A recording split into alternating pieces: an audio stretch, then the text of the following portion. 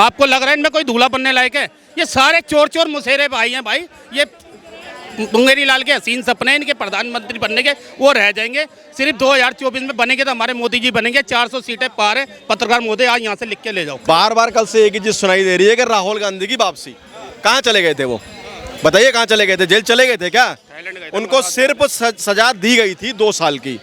उस सजा से माफी के लिए बोला गया अदालत में कि भाई आप माफी मांग लीजिए, ठीक है। क्यों मना किया? अहंकार। कल से कबूतरबाजी हो रही है। कल से कबूतरबाजी हो रही है कि लोकतंत्र जीत गया, लोकतंत्र जिंदा है। कल से पहले मर गया था।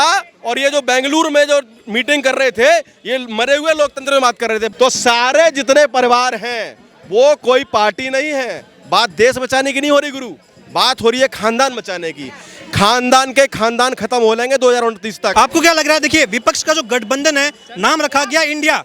बीजेपी कह रही है कि डॉट डॉट डॉट वाला इंडिया जो आपस में कुछ जुड़ नहीं पाया है, तो ये देश को क्या? इंडिया जो नाम दिया हुआ है ना, ये अंग्रेजों का दिया हुआ नाम है। हम भारतीय, हम भारत के हैं, हम भारत के हैं। सबसे पहले हम भारतीय हैं। और ये गठबंधन नहीं है, ठगबंधन है। इन्होंने शुरू से ठगा है और मोदी जी ने हिंदुस्तान के लिए काम करा है और इसलिए हम उसको वोट देंगे 2024 के अंदर। ठीक है जी। कांग्रेस का एक नारा था मंदिर बनाएंगे मगर तारीख नहीं बताएंगे, वो मंदिर बन गया। ठीक। धारा 370 तुड़वाई, ठीक है। वो झंडा आज तक किसी प्रधानमंत्री ने लाल चौक पे नहीं फहराया, मोदी जी ने फहराया। ठीक है। गैस सिलेंडर की लाइनों में लगना पड़ता था, आज ऑनलाइन बुक होता है। व्यापार, बाहर से बंदा धंधा करने आता था, उसको डर होता था मेरी जेब कट जाएगी, आज उसको डर नहीं है, वो काम धंधा कर रहा है। और महंगाई, बेरोजगारी, ये तो शुरू से चलती रही। आज तक किसी पार्टी ने ये नहीं बताया ये औरंगिया कहाँ से आए, बांग्लादेशी कहाँ से आए, ये नाइजीरियन कैसे है। आज इसके ऊपर काम चल रहा है। अभी 4 दिन पहले आपने फरीदाबाद में देखा होगा, जो दुर्घटना हुई, कितने औरंगिया निकले, कितने बांग्लादेशी निकले। आज भारतीय जनता पार्टी उसका काम कर रही है उखेड़ने का।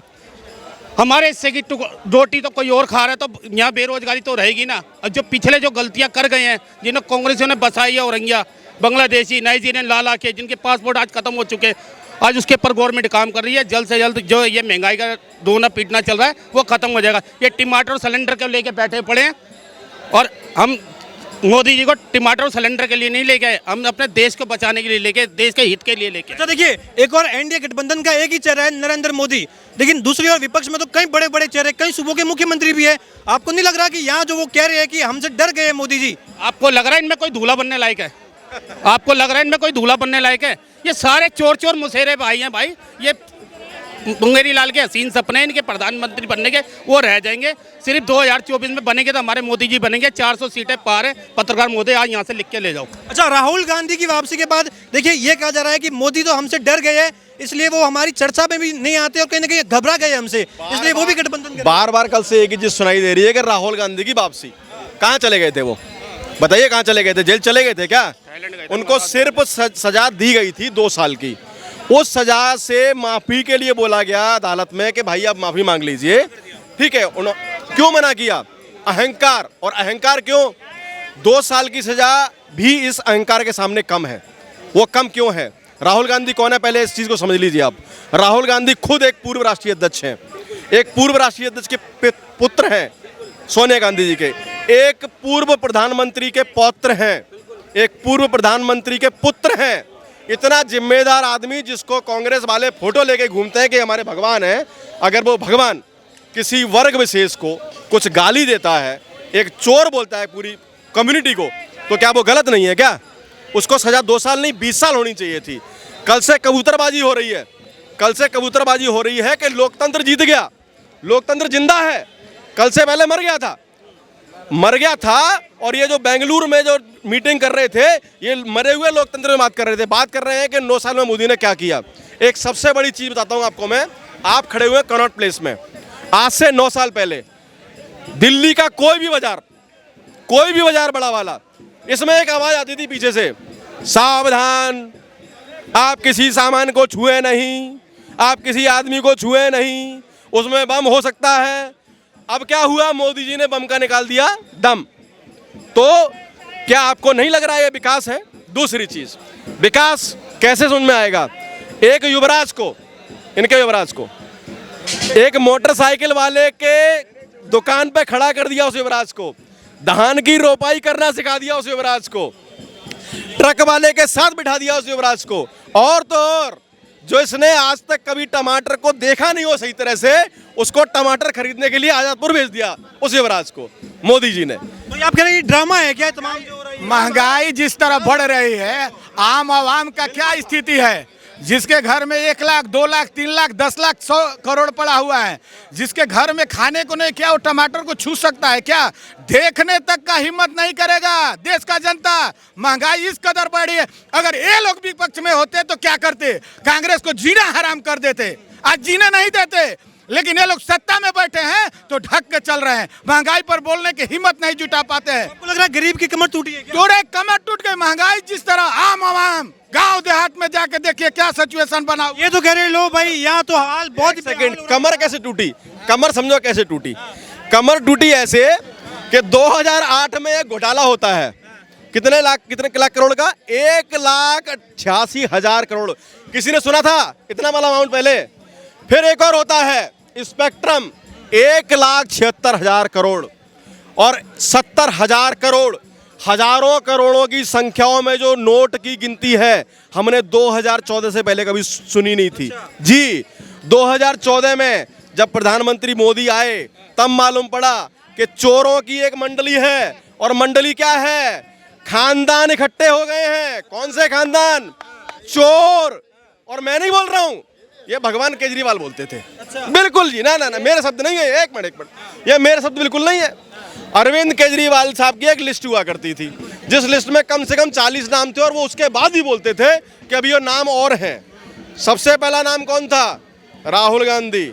दूसरा सोनिया गांधी। तीसरा, जिनके बिल्कुल बराबर में बैठे थे केजरीवाल जी, शरद पवार जी। तीसरा कौन? चौथा कौन सा था?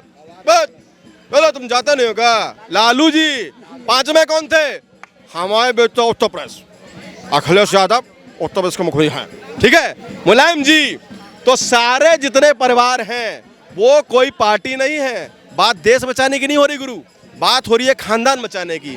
खानदान के खानदान खत्म हो लेंगे 2029 तक। राहुल गांधी की वापसी हुई है और कांग्रेस में खुशियों की लहर है, आपको क्या लग रहा है? आप उसको कांग्रेस मत बोलिए। आप उसको क्या बोल रहे हो?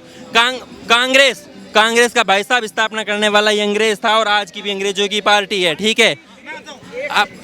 आप जो बात कर रहे हो ना कांग्रेस की, आप कांग्रेस का पूरा इतिहास उठाकर देख लीजिए, ठीक है।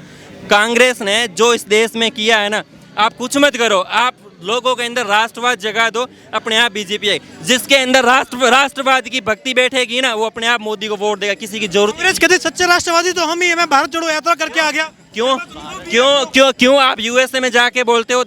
आप इंडिया को नीचा दिखाने के लिए आप बोलते हो कि लोकतंत्र की हत्या हो गई। हमारे देश में लोकतंत्र नहीं है। हमारे यही जो आपने मुस्लिम के खिलाफ अभी आपने राहुल गांधी ने बोला था, मुस्लिम लीग एक सेक्युलर पार्टी है। बिल्कुल भाई, ये कल के जो दंगे हुए थे उसमें भी उसका नाम आ रहा है, क्या है? सेक्युलर पार्टी है। आप लोगों के अंदर राष्ट्र भावना जगा दो, अपने आप वो लोग वोट। भाजपा भी कह रही है, तंज कस रही है कि देखिए हमारे लिए भी खुशी की लहर है राहुल गांधी की वापसी, क्योंकि हमारा स्तर प्रचारक आ गया है। राहुल गांधी के ऊपर स्टे हटाना और चुनाव लड़ना कहीं ना कहीं बीजेपी के लिए अच्छा है। हर ये चाहता था कि राहुल गांधी आए, क्योंकि वोट तो वही तोड़ रहे हैं ना। जब तक पप्पू है तब कुछ ठीक है, लोग अपने आप वोट देंगे, मतलब उसको किसी को कोई वो कहने की जरूरत नहीं है। अच्छा, क्या लग रहा है आपको? देखिए 26 दल एक साथ हुए, जिसमें बड़े बड़े चेहरे हैं, ये दावा कर रहे हैं कि हम मोदी सरकार को उखाड़ फेंक देंगे।